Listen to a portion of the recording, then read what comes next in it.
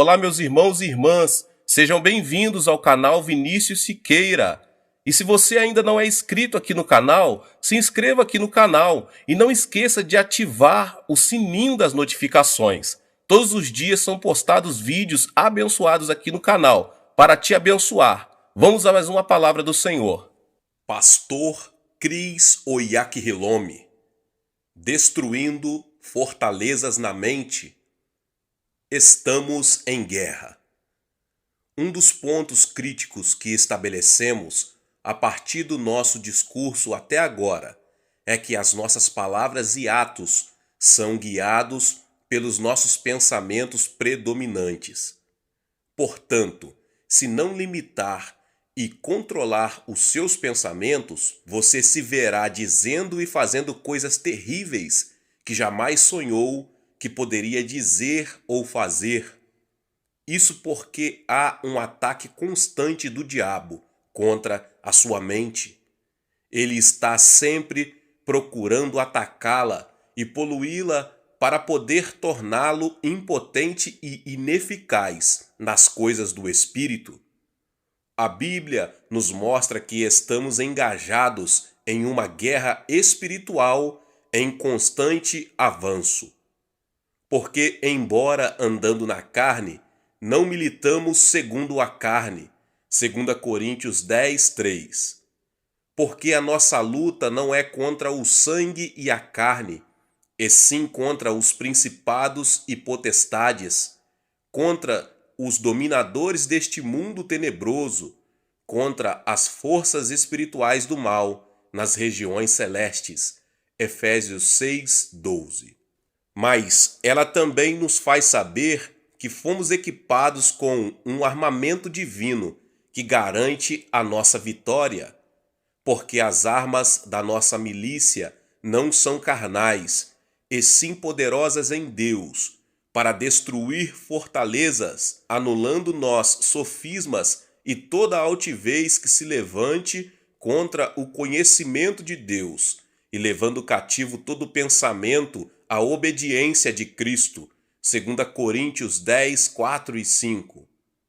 Você observará que Paulo, aqui, está falando sobre coisas que acontecem ou residem na mente, fortalezas, sofismas, pensamentos e toda a altivez, indicando que a nossa mente é o campo de batalha dessa guerra espiritual.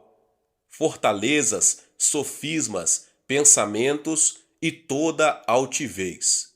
Fortalezas, no contexto em que a palavra é usada em 2 Coríntios 10, 4, não se refere a uma estrutura física fortificada ou alguma força externa que o diabo levanta contra você.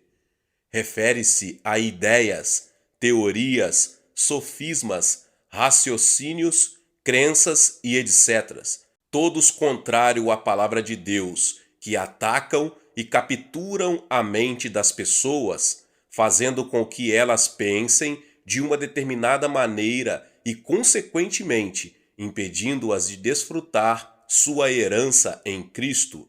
Fortalezas também podem ser pensamentos que foram estabelecidos em sua mente, em resultado do seu histórico e da maneira como foi criado.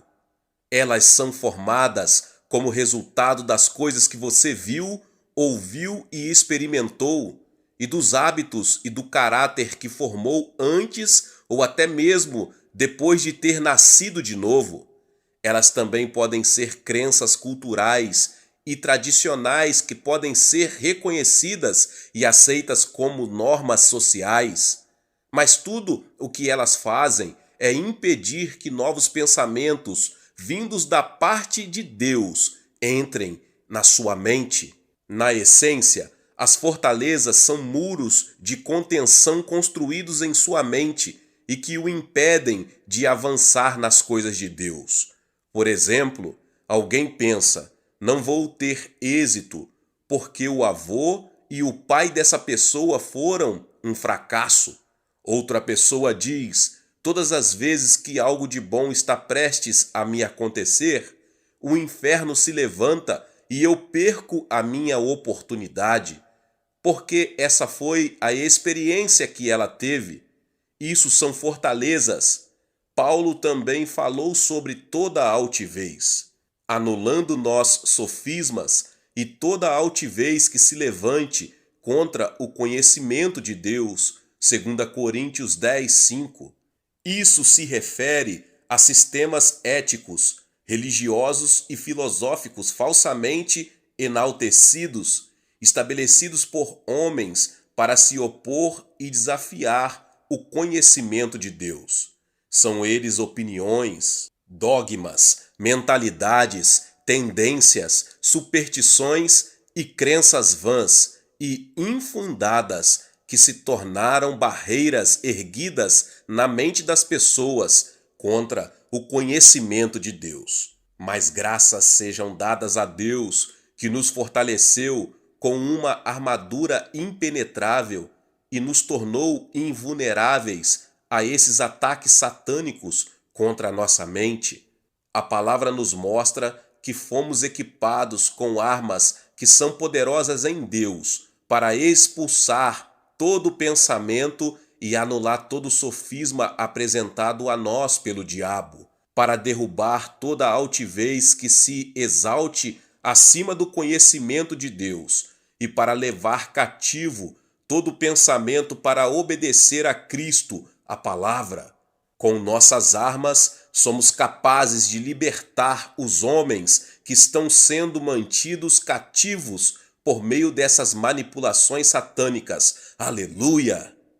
A armadura de Deus. Definimos que estamos engajados em um conflito contra as forças satânicas, quer gostemos disso ou não, quer estejamos cientes disso ou não. E como se trata de uma guerra espiritual, só podemos enfrentar o inimigo usando armamento espiritual. 2 Coríntios 10:4.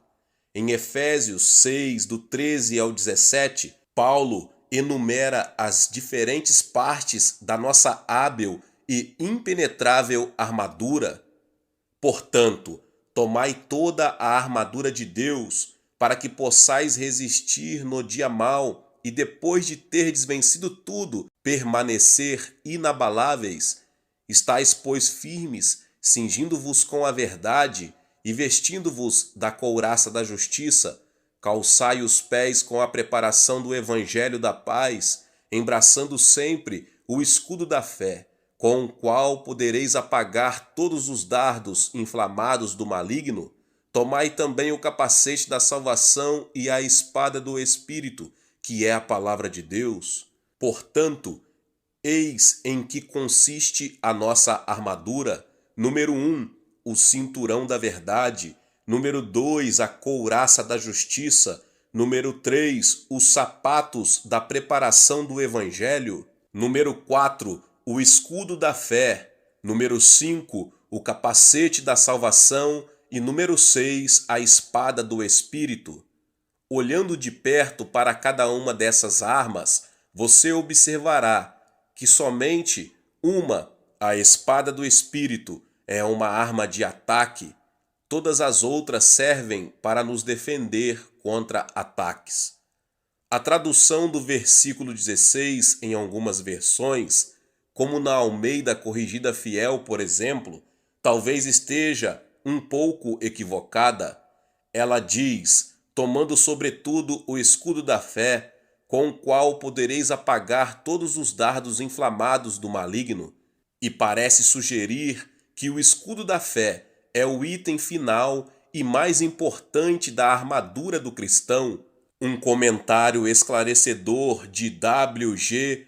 Conibiare argumenta que, se fosse esse o caso, o escudo da fé teria sido colocado por último, mas Paulo prossegue e menciona mais 2 itens da armadura depois dele.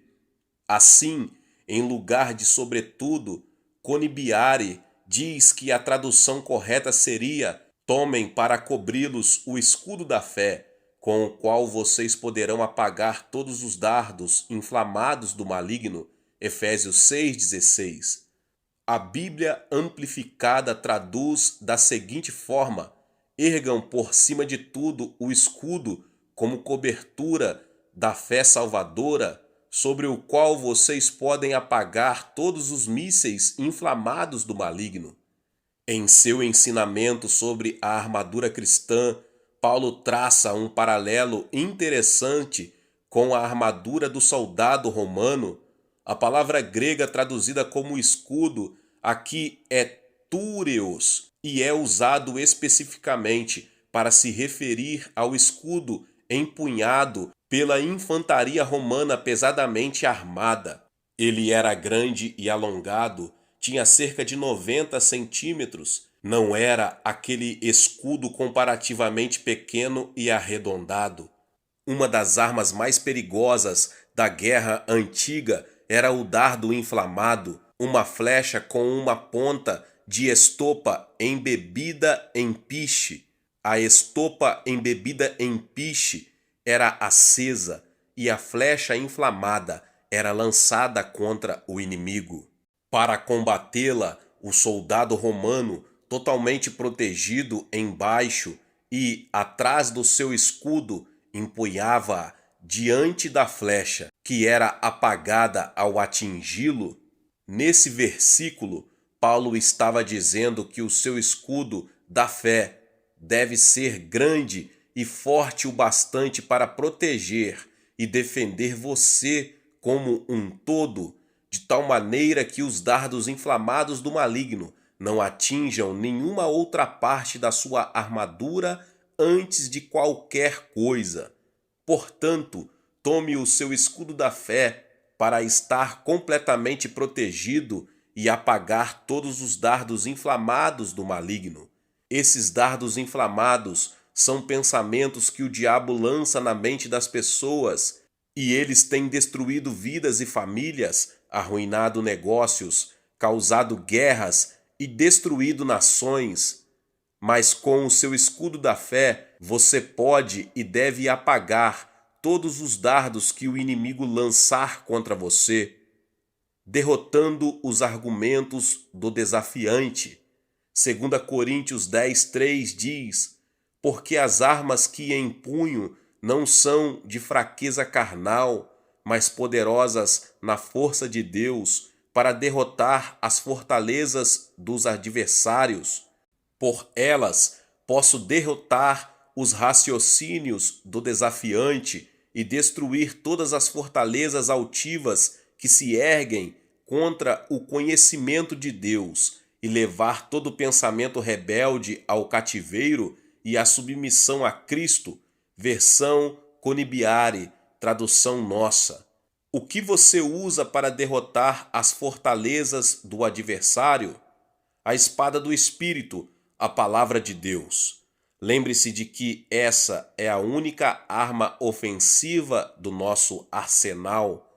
À medida que você medita, rumina e declara a palavra de Deus, essas barreiras construídas em sua mente e baseada nas coisas equivocadas que você ouviu e acreditou durante toda a sua vida vão desmoronando como as muralhas de Jericó. Glória a Deus! É por isso que amo ensinar e pregar a palavra, porque à medida que o faço, ideias e teorias equivocadas na mente dos homens com as quais eles conviveram por tanto tempo e as culturas e tradições ímpias sobre as quais edificaram suas vidas e sociedades começam a desmoronar, elas não podem resistir ao poder da palavra de Deus. E quanto aos argumentos do desafiante, você também os derrota com a espada do Espírito. Satanás é o desafiante da palavra de Deus. Quando Deus instruiu Adão a não comer da árvore do conhecimento do bem e do mal, Satanás, na forma de uma serpente, foi até Eva no jardim e questionou a palavra de Deus, e ela foi enganada. Gênesis 3, 1-6. Ele ainda continua a agir do mesmo modo hoje. Por exemplo, a palavra declara que pelas pisaduras de Jesus você foi curado, 1 Pedro 2,24. Mas o diabo lhe dirá: vamos lá, você acha mesmo que foi curado?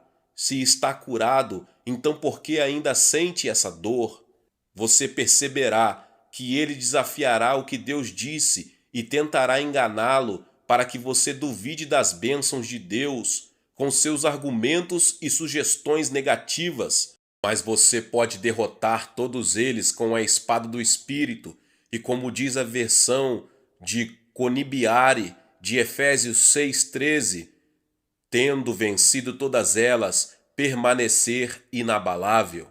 Portanto, não ceda terreno e fique firme contra o diabo, enquanto declara a palavra de Deus e reivindica a sua herança em Cristo. Se colocar sua armadura, nada que o diabo lançar contra você poderá atingi-lo, e com a espada do Espírito você pode lançar a ofensiva contra ele e destruir as suas fortalezas. Glória a Deus. Lidando com pensamentos e emoções negativas. Em nossa definição de mente, dissemos que ela é responsável por processar sentimentos e emoções. Isso se refere mais particularmente a diferentes graus de afeição, de falta de afeição e paixão. Você pode ser mais ou menos amoroso com alguém ou em relação a algo. Então pode haver afeição ou falta de afeição. Você também pode ser apaixonado ou não por alguém ou por algo. Todas essas coisas são produtos da mente. Não fabrique preocupação e dor. Neemias 8:10. Disse-lhes mais: Ide, comei carnes gordas, tomai bebidas doces e enviai porções aos que não têm nada preparado para si, porque este dia é consagrado ao nosso Senhor. Portanto, não vos entristeçais, porque a alegria do Senhor é a vossa força. Quero que você observe o trecho que diz: Não vos entristeçais, porque a alegria do Senhor é a vossa força. A expressão não vos entristeçais não está adequadamente traduzida nessa versão, a Almeida Revista e Atualizada. No texto hebraico, a palavra traduzida como entristecer é atsabe, e significa esculpir, fabricar ou moldar a preocupação, a dor, a raiva, a insatisfação, o sofrimento, a mágoa. Então Neemias estava basicamente dizendo a Israel: não processem ou fabriquem esses sentimentos e emoções negativas de preocupação, dor, raiva, insatisfação, sofrimento ou mágoa, porque a alegria do Senhor é a sua força. Neemias tinha um foco aqui. Ele estava olhando para o povo como forte e não fraco, bem-sucedido e não fracassado, próspero e sem que nada lhe faltasse. Então ele disse para o povo não fabricar a preocupação ou a dor, porque essas coisas os desanimariam e os destruiriam. A alegria do Senhor é a sua força, e Deus quer que você seja forte na força que Ele colocou à sua disposição. Do contrário, Ele não poderá usar você. Lembre-se do que Ele disse a Josué: ser forte e muito corajoso, Josué 1:7. E agora Neemias nos diz que a força está na alegria do Senhor. Se Satanás quiser que você desagrade a Deus, ele irá atrás da sua alegria. É por isso que, se Satanás quiser que você desagrade a Deus, ele irá atrás da sua alegria. Ele tentará impedi-lo de ser alegre e fará com que você culpe a todos os que o cercam pelos seus sentimentos e emoções negativas. Se ele tiver êxito, você perceberá que está constantemente irado e contrariado, porque alguém em algum lugar o ofendeu, o magoou ou o aborreceu. Então você passará a ter uma postura negativa. Mas o que está acontecendo, na verdade, é que você está se tornando mais fraco espiritualmente, porque permitiu que Satanás roubasse a alegria do Senhor, que deveria ter sido a sua força. Se o Senhor diz: não crie, fabrique ou processe a dor, o desprazer, o sofrimento e a preocupação, Ele está lhe dizendo que se você não reproduzir ou processar essas coisas na sua mente, elas não terão influência ou poder sobre você. Deus disse a Josué: serei contigo, não te deixarei, nem te desampararei. Ser forte e corajoso, porque tu farás este povo herdar a terra, que sob juramento prometi dar a seus pais. Tão somente ser forte e muito corajoso. Josué 1, 5 ao 7. Você é alguém que manifesta a justiça de Deus, que revela a sua luz, que espalha a sua bondade. Não permita que o caráter de Satanás se mostre através de você. Como Josué, o Senhor está lhe pedindo para ser forte e muito corajoso. Mas como você vai ser forte? Essa força vem da alegria do Senhor, e essa alegria é expressa através do canto, do riso, da dança, das palavras de louvor e da amorosa harmonia que você tem com os seus irmãos e irmãs no Senhor quando lhes diz palavras positivas, edificantes e encorajadoras. Recuse-se a permanecer dominado pela dor, pelo desprazer, pela preocupação e todos esses sentimentos e emoções negativas. Não fixe a sua mente no fracasso ou naqueles que estão tentando criar problemas para você. Não fixe a sua mente nas palavras negativas, perniciosas ou cheias de ódio dessas pessoas. Você nasceu de Deus e tem a sua natureza. Você foi criado à sua imagem, portanto pense e haja como Ele. Você é um filho de Deus, alguém que manifesta a sua justiça. Ver 2 Coríntios 5, 20 e 21. Alguém que revela a sua luz e que espalha a sua bondade. Portanto, não dê vazão a nada negativo. Não permita que o caráter de Satanás se mostre através de você. Talvez haja uma pessoa em sua vida com a qual você não tem um bom relacionamento, alguém com quem tenha decidido nunca mais falar por causa de alguma coisa errada que ela fez a você. Mas essa atitude é contrária à natureza de Deus. No nosso reino, não fazemos inimigos. Eles talvez se declarem como nossos inimigos, mas nós só fazemos amigos. A Bíblia diz: mas Deus prova o seu próprio amor para conosco pelo fato de ter Cristo morrido por nós, sendo nós ainda pecadores. Romanos 5, 8. Tenha uma postura semelhante à de Cristo. Não espere que o ofensor peça perdão antes de perdoá-lo e de falar com ele outra vez. Em vez disso, haja como Deus, que concede o seu amor aos pecadores, mesmo quando eles não o reconhecem. Conceda o seu amor, atenção e cuidado aos outros, mesmo se eles o desprezarem e desrespeitarem. Dê espaço para a justiça de Deus no seu espírito e você será sempre feliz.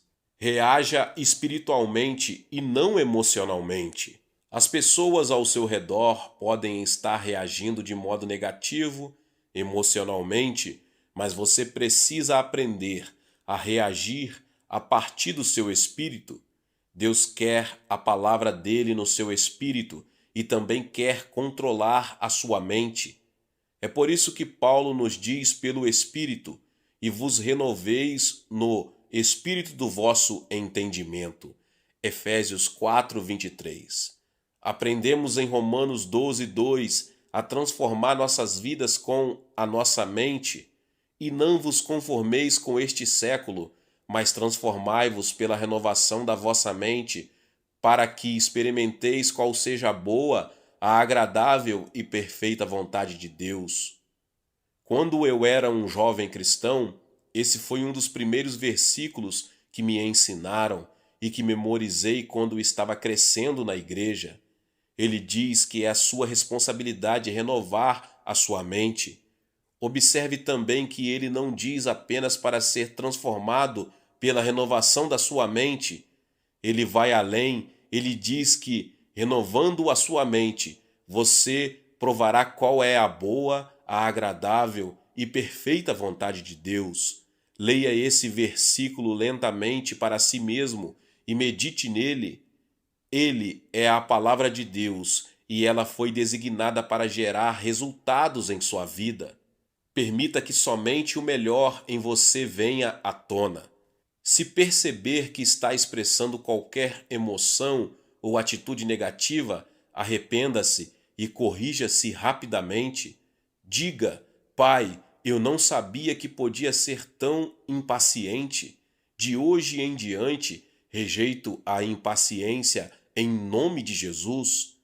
Se em vez de reagir em amor, você perceber que está agindo com ódio, raiva ou amargura, diga: Pai, em nome do Senhor Jesus, rejeito isso. Esses sentimentos não terão poder sobre mim.